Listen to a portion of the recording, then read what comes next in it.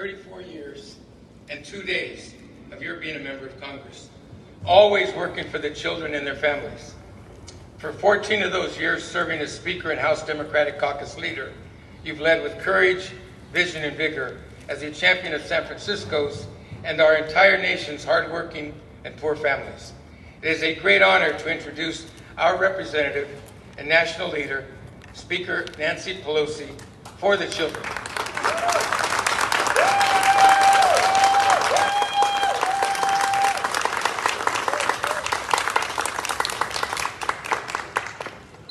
Thank you very much for your very, very generous introduction and kind words, Richard. Richard Ibarra has been a leader on all the issues he talked about for such a while. Before Richard took over here, though, I worked for many years with Sam Ruiz, and I wanted to acknowledge his leadership as well. Richard is the Executive Director of Mission Neighborhood Center. Every day sees to the needs of the children, of early education, Head Start, and again, we just were together at the Latino Community Roundtable. So I see this sign for the children, and the drawing is Mission Bay Children. I love that because when people have asked me for the past 34 years, what are the most important issues facing the Congress, I always have said the same thing. Our children, our children, our children.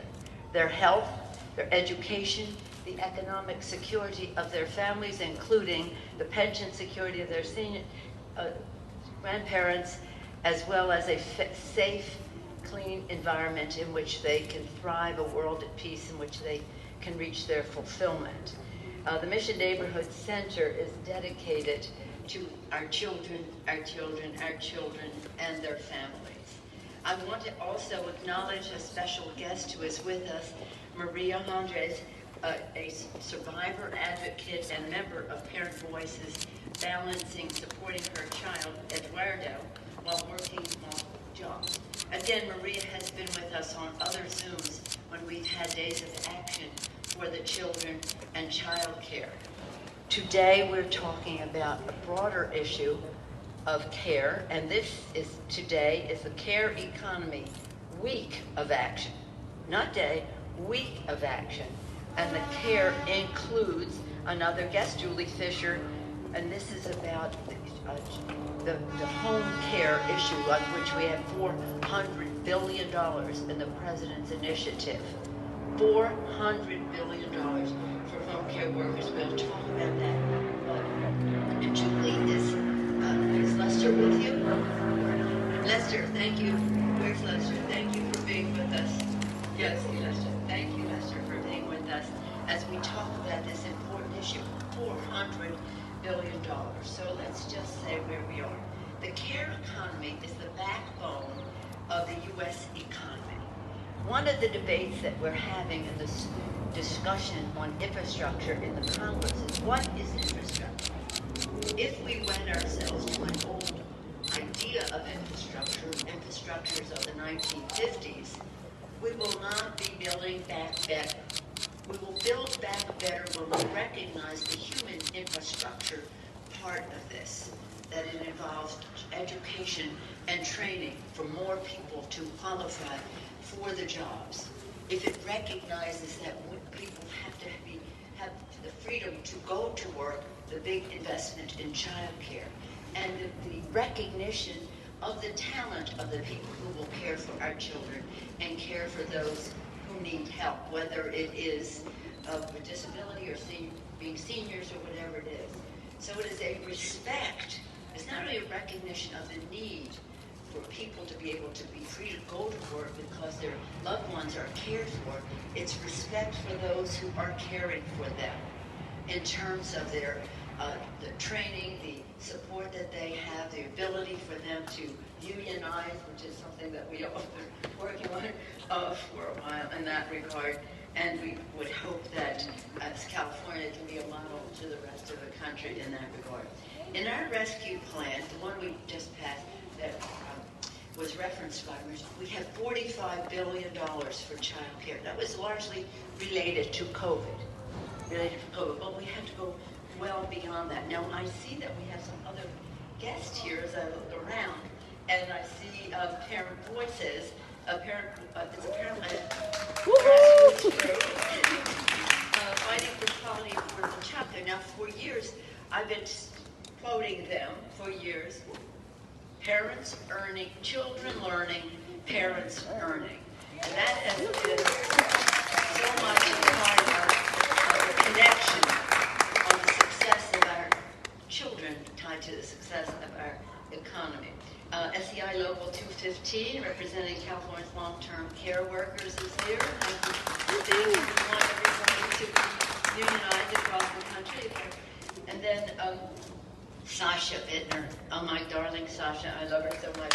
She's the chair of the Regional Advisory Committee of State Council for Developmental Disabilities, and very much a teacher to the rest of us about how public policy affects the well-being of all of us. And of course, this home care, $400 billion is about seniors and people with disabilities. And I see Linda Asato here, the Executive Director of California Child Resource and Pearl Network, again, about child care, research, education, and policy advocacy. This is about a big day for us because we have a president whose budget is a statement of values of our country. That's what a federal budget is supposed to be, a statement of our country's values.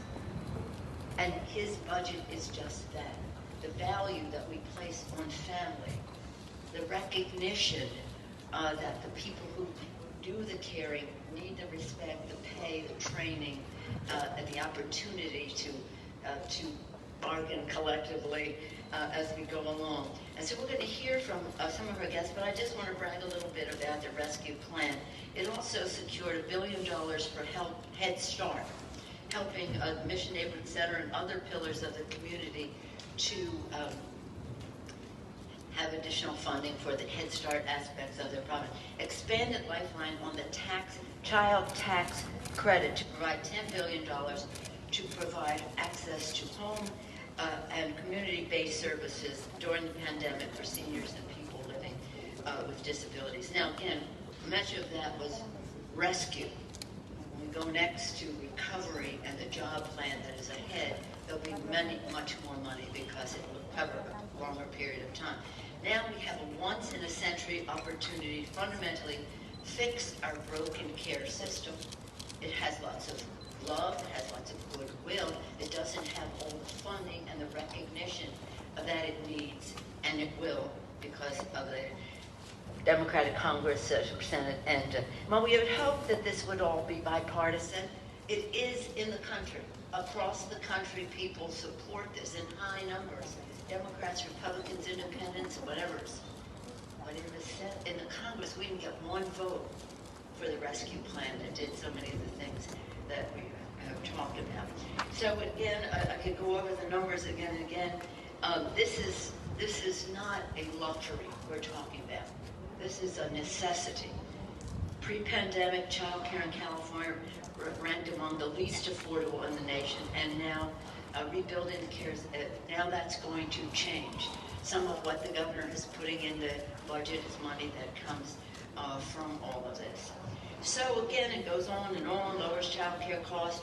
When we talk about $200 billion, this is what it means to you. What it means to you is it ensures that no family pays more than 7% of income on child care.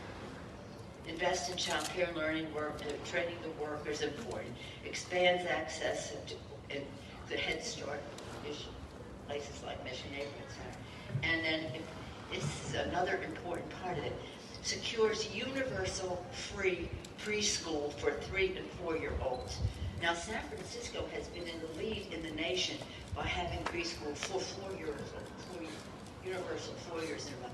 This will enable them to come down to 3-year-olds. Very, very important. And this is one of the things that we've been fighting for so long. It has national paid family and medical leave with 12 weeks of leave. 12 weeks of leave. Now, San Francisco, again, in the lead, has 8 weeks of leave. This will enable it to go to 12. expands tax credits, including the child tax credit, very important. We've fought for dependent care tax credits. And then again, I mentioned the $400 billion to expand access to home and community-based services for seniors and people living with disabilities while strengthening the home care workforce. We always talk about this, about what they do, but also, okay, so it will, South California has sort of taken the lead. We want the rest of the country to establish authorities where these workers can have a place to make their case for how we go forward. So in that event, this jobs plan right now, has two manifestations. One is the jobs plan, which will have $25 billion over and above the 50-some billion we already have put in related to COVID to get us through the next period until the next bill will have at least, I mean, the Women's Caucus in Congress wants to put like an infinite price tag on child care.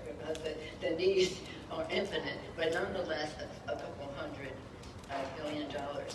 It will ensure families are not forced to choose between taking care of a loved one or providing for their family in a way that gives them confidence that they can be where they are, doing their work, knowing their children or their loved one is well cared for. So it's about family.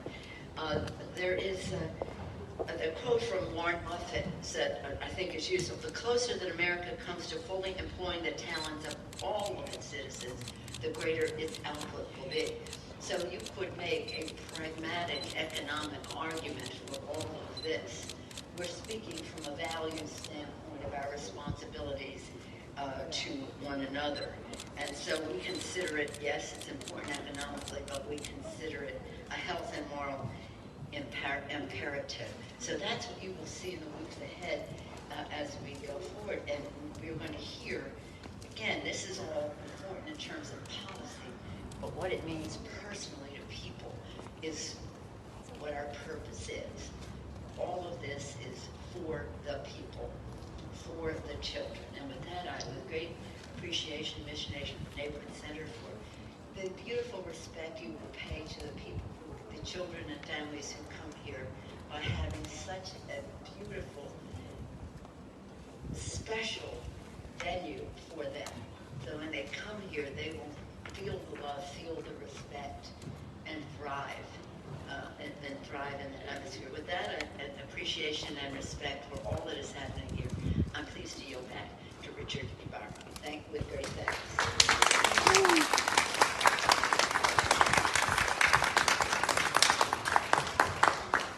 Was that a terrific report to the nation?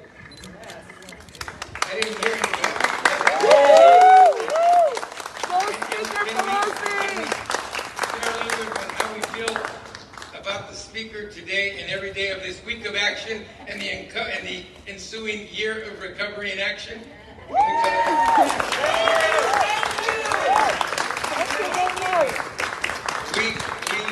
part of that army that will follow this woman any place, anytime, day or night. Moving on here, 14 years ago, a lawyer from Nicaragua moved here to continue her education. This parent, single mother, who recently earned a paralegal certificate at City College of San Francisco, has lived here for the last 6 years, owns Antonieta Legal Services, serving people with translations, bankruptcy, immigration, and more. When the pandemic slowed her business, Maria took on 2 part-time jobs, as an organizer for the Housing Rights Committee and as a promotora for Mission Economic Development Agency, providing informational campaigns to San Francisco's Latinx community on available resources. I would like to introduce parent, organizer, and promotora, and her son, Eduardo Antonio Corona, Maria Antonieta Andres.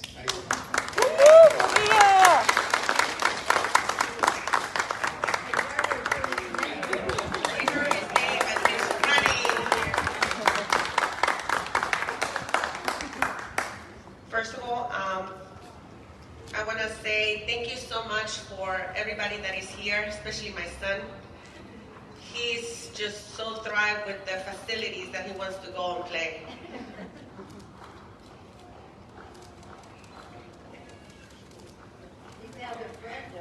Yes, there's a friend over there. Good morning. My name is Maria Jandres. I am a single mother of a 5-year-old Eduardo.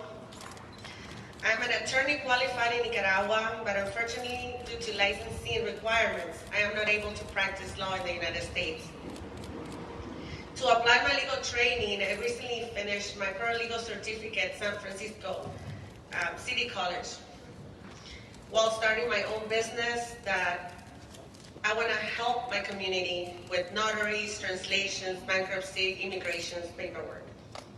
I also work two part-time roles, one as the Southeast organizer for the Housing Rights Committee, and another as the promotora for the Mission Economic Development Agency. We provide informational resources to the Latinx community on available resources. I need to work all these hats in order for me to support my family financially.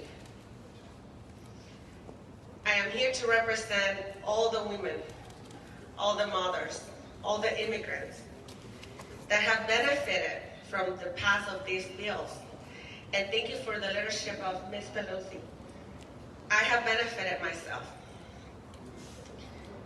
During the pandemic, my son and I were very impacted. My child care center closed. My business has been down, and my mental health was very compromised. I have a child care subsidy, but still didn't have a place to put my son. So we needed to shelter at home for 5 months, until I was able to find a place for him and I can go back to work. My son goes to a family center childcare provider for 4 days, but he cannot go for full 5 days.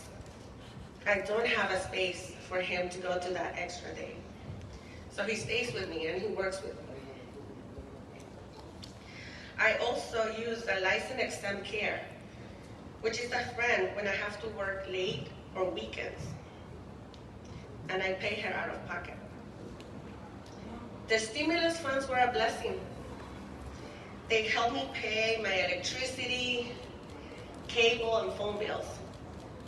The $14,000 stimulus has helped us avoid further credit damage and credit card debt. The stimulus fund helped me catch up on finances to avoid financial ruin and more stress during these hard times. I am now very hopeful and excited for the child tax credit assistance, because it will be ongoing support. It will mean stability for my family and less worry for me to focus on different goals I want to achieve for my future and my son as well. This fall, my son will be starting school, and I am so grateful that I will be getting this cash support for school supplies and other basic needs. So while in the past I was a victim of domestic violence, and I am a survivor now,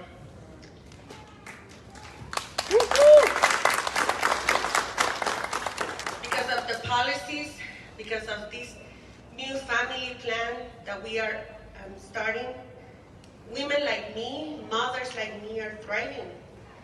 The recent American Rescue Plan dollars will ensure that I do not have to pay for childcare co-payments. I need that money for basic needs. I don't have that extra money to be paying for childcare. These also will provide supports to childcare providers. They need to be earning dignity wages. My son loves his caregiver, but she's not getting compensated as she should. This also American plan will benefit mothers, will also help us to support mothers that are on the wait list. There's more than 5,000 kids on the wait list that they cannot have access to childcare. Early learning is one of the most important learning that the kids need. We also need to continue to fight for policies that empower women to overcome the barriers that prevent us from achieving our goals. Dreams to make our families healthier and stronger. I know what it is to be on that wait list. I was on that wait list when I was on my second trimester pregnant. And for me, that is unacceptable. Mothers should not go through that. That was a very stressful situation. Childcare for me doesn't just mean a place for my son to go while I'm working. It means that he's in a safe place, learning and getting the adequate education that he needs to be successful in life. So on behalf of all the women, mothers out there who aren't here, or even don't know that the work that Ms. Pelosi has been putting on, I want to say thank you. Thank you. Childcare means much more than just a space. It means the future for my son, for me to continue thriving. And let's all say, while children learning, parents are earning. Come on, everybody. While children learning, parents are earning. Children learning, parents earning. Thank you so much.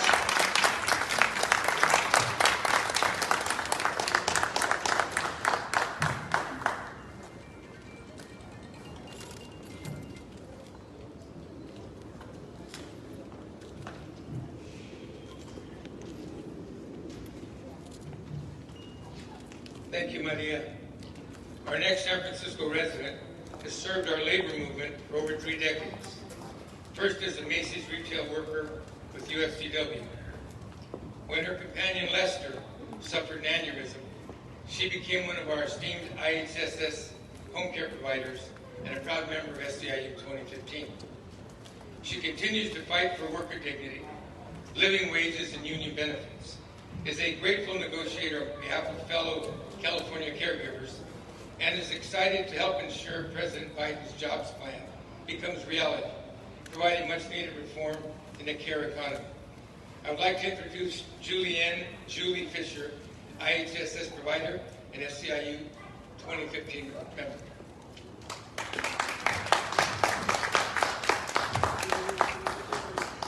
Good morning. I am Julie Fisher, and as you just heard, for more than 30 years, I was a UFCW, United Food and Commercial Worker Local 5, worker at Macy's Union Square. In 2017, my companion, Lester, this gentleman right over here, suffered a brain aneurysm. Our lives changed in an instant. When Lester woke up in the hospital, the first thing he said, nearly the first thing, is that he was committed to leaving the hospital walking. 4.5 months later, with the support of doctors and a wonderful rehab team, he did just that. At that point, I had to leave my retail job, becoming a full-time caregiver for Lester. Thankfully, through San Francisco's IHSS program, I became part of the warm and sturdy local 2015 family. Here for caregivers. With SEIU Local 2015, California's home care workers had the power to make our voices heard, to win raises, benefits, and funding. Let me say that, funding for home care programs together. SEIU 2015 helps home care workers to keep fighting for the respect, protection, and pay that they deserve. Our long-term care system is not working, and healthcare disparities have been made more obvious during COVID. With the efforts of SEIU 2015 and the San Francisco Living Wage Coalition and other local unions, IHSS providers now earn $17.50 an hour.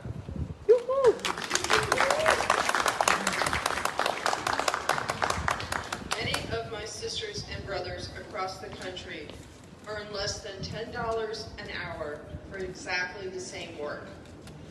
and they do not have benefits. They do not have paid sick leave, and many do not have the right to join a union. Home care workers are essential, skilled, and dedicated healthcare workers.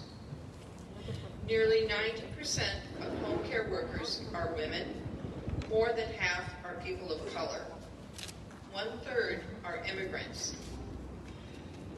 We've all seen that the racist and sexist narratives label our jobs as unskilled women's work. That is not right, and it cannot continue. Now, with the leadership and support of the Biden administration and lawmakers like Speaker Pelosi, home care workers and our clients are finally being seen and heard. A plan to make the long overdue investment in caregiving is absolutely essential to building back better and creating an economy that works for everyone. The numbers of those who need care keep growing. Our senior population and those living with disabilities like Lester deserve to live with dignity. Caregivers need to be respected, protected, and paid. It is time to put care first. Thank you.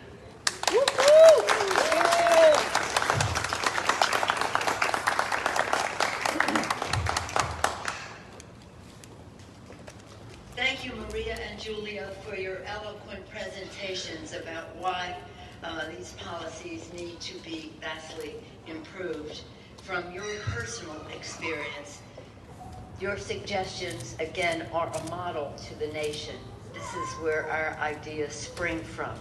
It isn't this is what it should be coming from above. This is the experience that people are having.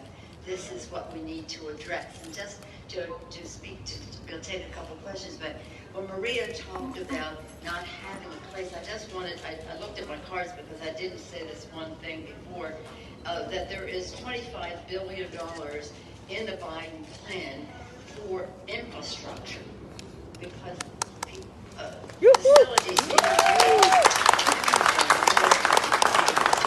and that was an important part of it. We want obviously to have recognize the need, have the training and respect for the workforce and the good pay, but also invest $25 billion in child care infrastructure to rebuild facilities and increase the supply of care. And then another point that both Julie and Maria have made is that when we talk about building back better, we're talking about building back better with women. Because many of the people who are referred back are women, and many of them are women in our community. And what Julie talked about the pay, the disparity, we've been having these hearings over the years about having respect for our caregivers. And one of her, over and again, this one person would testify with us, and her speech was this: I would say to the worker, to the employer, you don't think I'm worth this much money? Do you think your mother is? End of discussion. End of discussion. So it is what we're doing here today is part of our big week of action for care, our care week of action. Now we've had days on child care, days on post office, days on many aspects of it. This is a week. Yesterday, Jackie Spear had, at my colleague who co-represents San Francisco, she had an event with children. I know the children will be flooding this place on Monday, respecting their privacy. We're here today.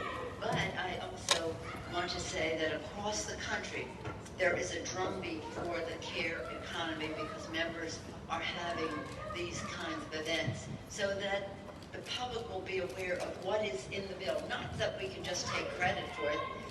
It's important for them to know where it all came from, but more important is that people will know what the opportunities are so they avail themselves of it, whether it's a child tax credit or anything else. If people don't know, they may not, again, benefit from it. So it's all about making it better for everyone. We're very excited about it.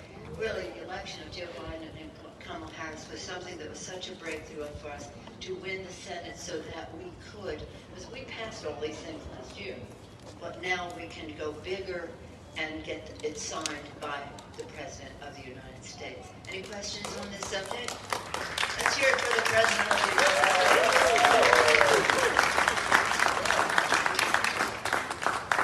Questions on this subject? No? Okay. Any questions? Off topic. Do you have should any further action be taken against Representative Omar for her comments? And No. Are you concerned No, I about don't. the divide it No. may cause? No, I don't. I think that she clarified her remarks, and that was, we accepted that, and she has a point that she wanted to make, and she has a right to make that point. There's some unease about how it was interpreted. She made her clarification. No question? Madam Speaker, we're set to open California on Tuesday as far as COVID Yes. restrictions. We'd love to get your thoughts as a San Francisco resident and someone who also goes to D.C., very different places. What are your thoughts on what's happening here? Well, you're very astute to recognize the differences because the decisions as to how you open up relate to the incidence of the infection in different places. And hopefully, San Francisco has been a model to the nation. I'm so proud of Mayor Breed. She is fabulous. I'm proud that Daniel Denali, the chair of the Health Commission Board. We have our finger on this pulse, minute by second by second. So again, it's a big state, a big and glorious, diverse state. Different regions may interpret it differently, but I'm very proud of the work that was done here. And it is, again, to mask, not to mask, vaccine, that's a large issue to this. This president has, one of the things that was a big fight for us before, and it was, you don't want to be a fearmonger and say, if only you knew how bad this is, but it was bad because what we were trying to say is, as was indicated, there have been, our healthcare system has not addressed the needs of everyone in an equitable way. And this became very conspicuous with the pandemic. So we were insisting, Barbara Lee, our chair, Karen Bass was chair of the Black Caucus now, was insisting that we have specific language in the legislation about testing, tracing, treating, so that we could reach all of the communities. All the with language and cultural appropriateness, we've talked about this, Richard, but be appropriate so that people could really benefit from this. And now with the vaccine, even more so that the outreach is culturally and linguistically appropriate. And in our community, we have many nonprofit organizations who do that all the time. So we wanted the funds to flow in a way that recognize that need and opportunity and actual success with many more people being vaccinated. We haven't reached everyone. Some people still have reluctance. But we have made there has been a big difference made because of the resources that were put there and the insistence that the president has that everybody be vaccinated. So that takes us to the place that we are, a place of opening up more. Now people just have to make their judgment. If someone isn't vaccinated, they should still continue to wear a mask.